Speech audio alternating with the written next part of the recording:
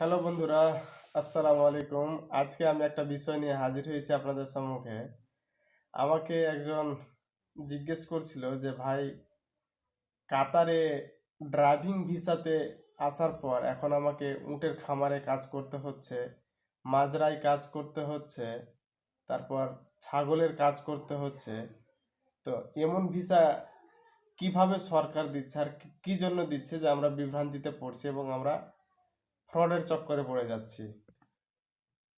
তো দেখুন, কথা হচ্ছে যে কাতার হচ্ছে একটা উন্নত রাষ্ট্র, উন্নত দেশ।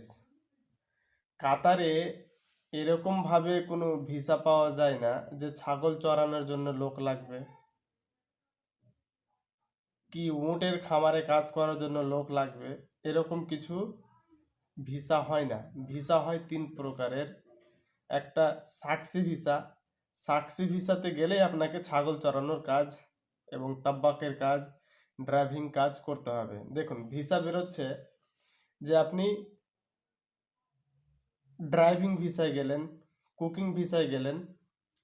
এই দুইটাই হচ্ছে কাজ, যে আপনি কাতারে কাজের উদ্দেশ্যে যখন গেলেন সাকসি ভিসাতে। আর যখন আপনি কোম্পানিতে যাবেন, কোম্পানির ভিসাতে, কোম্পানির কাজের জন্য যাবেন, তখন আপনি কি কাজের উদ্দেশ্যে যাচ্ছেন সেরকম ভিসা আছে, মানে সেখানে এগ্রিমেন্টে লেখা থাকবে। কিন্তু ওটা হলো কোম্পানি ভিসা, আপনি যে কাজ করছেন সেটা হয়তো মেনশন দেওয়া থাকবে। আর সাকসি ভিসাতে গেলে মানে হচ্ছে ওখানে আপনি যেতে হবে কাতারিদের ঘরে কাজ করার উদ্দেশ্যে। এবার কাতারিদের ঘরে যখন আপনি কাজ করার উদ্দেশ্যে গেলেন, তো আপনাকে যদি উট চড়ানো কাজে লাগায়, কি উটের খামারে কাজ দেয়, বকরি চড়ানো কাজ দেয়, কিংবা আপনাকে মাজরাতে যদি কাজ দেয়, সে করাতে পারবে। এটা তাদের আইনগত হিসাবেও মানে পারমিশন দেওয়া আছে। তার কারণ যে তাদের উট চড়ানো কাজের জন্য লোক লাগবে, জরুরি। ছাগল দেখানোর কাজেও লোক জরুরি। কিন্তু তারা যে ঘরের ভিসা বাইর করে গিয়ে যে উট চড়ানোর কাজে লাগায় আপনাকে, সেটা তারা কখনোই এরকম বেয়াদবি করার মতো কাজ করে না।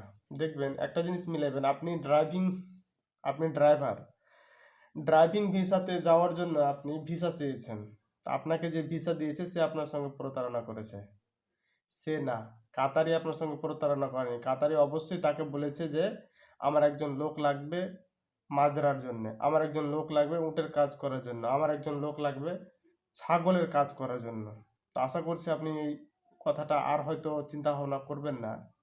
উনি আপনাকে বলবে ঠিক, যে দালালের কাছ থেকে আপনি ভিসা নিয়েছেন, উনি আপনাকে বলবে ঠিক কি না আমি তো ড্রাইভিং কাজের জন্যই করেছি, এখন ও আপনাকে এই কাজ দিয়ে দিয়েছে, ভাই কি করবা করো। মানে এখানেই আপনার সর্বনাশ করে দিচ্ছে, ঠিক আছে।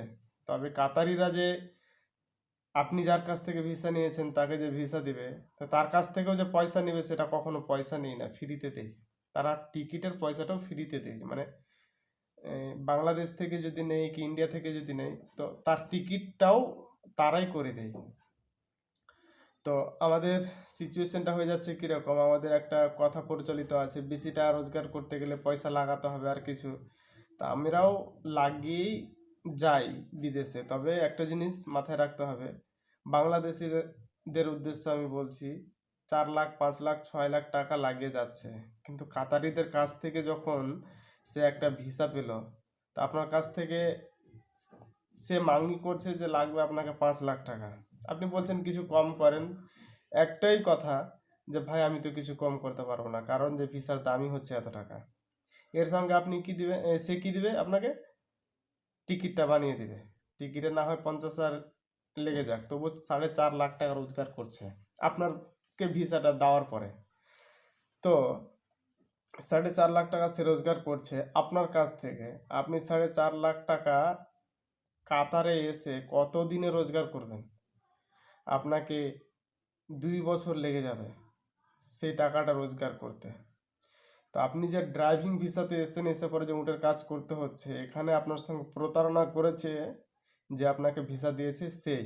আপনার কপিল যে এখন আছে বর্তমান, সে আপনার সঙ্গে প্রতারণা করেনি। তার কারণ যে তার কোনো দরকারই নেই এরকম যে আপনাকে জোর করে কাজ করাবে।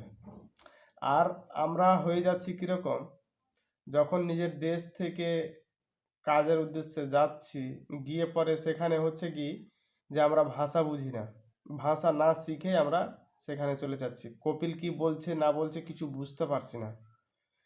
আর আমরা ওখানে যখন যাই, গিয়ে পরে যেই দালাল আমাকে ভিসা দিয়েছে সেই দালালের সঙ্গে যখন ট্রান্সলেট করতে যাচ্ছি, সে তো আরবি জানছে, আরবি ভাষায় কথা বলছে, তো আপনি সেটা বুঝেন না। হয়তো আপনাকে ভয় দেখিয়ে দিল যে তুই যদি কাজ না করিস তাহলে তোকে পুলিশের হেফাজতে দিয়ে দিব, তারপর 5 বছরের জন্য জেল দিয়ে দিব। কপিল তাকে হয়তো বকাধকা করছে, কি ব্যাপার, সে কাজ কেন করছে না, কাজ না করার কারণ কি?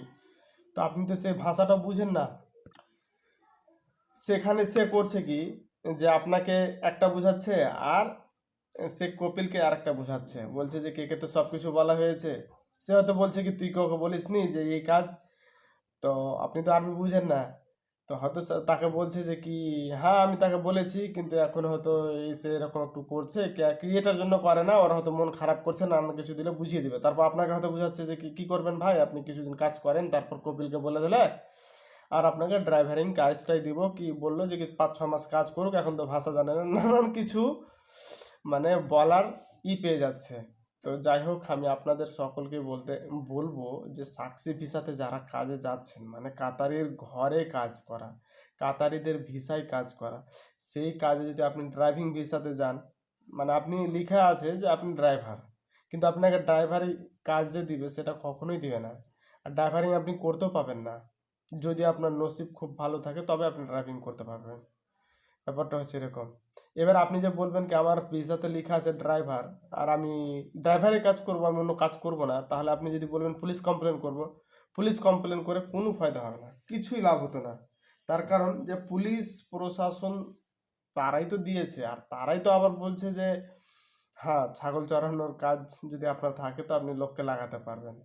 তো আশা করছি আপনারা বুঝতে পেরেছেন, আপনি ড্রাইভারিং ভিসাতেই গেছেন কিন্তু আপনাকে ছাগল চড়ানোই কাজ করতে হবে, এরকম এরকম শুধু না, আপনি তো হয়তো ছোট গাড়ির ড্রাইভার, ঠিক আছে, যারা টেলার চালায় তাদেরকেও ওই ছাগল চড়ানোর কাজটাই করতে হচ্ছে, ওই লাইসেন্স দেখিয়ে কোনো ফায়দা নেই। যখন সেখানে লাইসেন্স দেখাবেন আপনার কপিল, তখন বুঝবে যে কি এ তো ড্রাইভারিং করার জন্য এসে এখানে, এ বুঝবে ঠিক, একে আবার বকাধকাও করবে, না করার কিছুই নাই, কিন্তু আপনাকে সেই কথাটাই বলবে যে কি এইটাই কাজ আছে আমার কাছে, এটাই কাজ কর, না হলে আপনাকে ভয় দেখাবে। আপনি ভয়তে ভাববেন যে কি আমাকে যদি পুলিশকে ধরিয়ে দেয় তবে তো আমি আর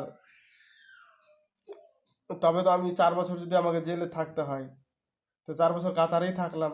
4 বছর যদি এই কাজটা আমি করি, করে পরে কিছু উপার্জন হবে, উপার্জন করে তারপরে আমি দেশে বউ বাচ্চাকে পাঠাবো, ভালোভাবে সংসারে খরচ করতে পারবো, যে কিছু হোক না কেন, এভাবে আমরা অনেকেই ফেঁসে যাই। তো আশা করছি ভাই আপনি যে কমেন্টটা করেছেন, যেটা জিনিস জিজ্ঞেস করতে চেয়েছেন যে সরকার কেন এই ভিসা দিচ্ছে, সরকার তো ছাগল চড়ানোর নামে তো কোনো ভিসা দিয়ে থাকে না, তারপর আপনার উট চড়ানোর জন্য ভিসা দিয়ে থাকে না, কিন্তু সেইখানে এই কাজগুলো যেহেতু আছে করতে হবে আপনাকে, আপনি বাধ্য।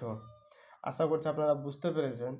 এরকম অনেকের কমেন্ট থাকে, অনেক মানে এখানে আমি নিজেও গেছিলাম, নিজে গিয়ে পরে আমাকে কিচেন কিচেন মানে আমি তাব্বাকের কাজে গেছিলাম, আমি কুকিং দেখে পরে গেলাম, আর আমাকে বলেও দিল কি কুকিংয়ের কাজ, কিন্তু আমি অন্য কোনো কাজ করছিলাম। আমি কিছুদিন সেরকমই কাজ করেছি, তারপর আমি বললাম ভাষা টাষা শিখলাম, তারপর আমি বললাম যে কি না আমি এই কাজগুলো করব না, আমাকে অন্য কোনো কাজ দে, না হলে আমি চলে যাব। ওখান থেকে এসে তারপরে আমাকে ঘরে মজলিসের কাজ দিল, মানে ঠান্ডার সময় চলে আসলো তো মজলিসের কাজ, মজলিস মানে হচ্ছে কি তাদের আড্ডা মারার জায়গা, তারা ঠান্ডার দিনে আড্ডা মারাবে সেই জায়গা। তো ওই জায়গাতে আমাকে চা গাওয়া কফি এগুলো বানানোর জন্যে কাজে রেখেছিল, তখন আমি সেই কাজটা করি। তো লাস্ট অবধি সেই কাজটাই করে আমি এখন আবার দেশে আসছি। তো আশা করছি আপনারা বুঝতে পেরেছেন। আপনাদের যেই কোনো কমেন্ট থাকুক, আমি সেই কমেন্টেরই আমি জবাব দিতে পারবো। আর আশা করছি আপনারা আমার ভিডিও দেখবেন, দেখে তারপরে লাইক করবেন, কমেন্ট করবেন, জিজ্ঞেস করবেন আপনাদের কি সুবিধা অসুবিধা।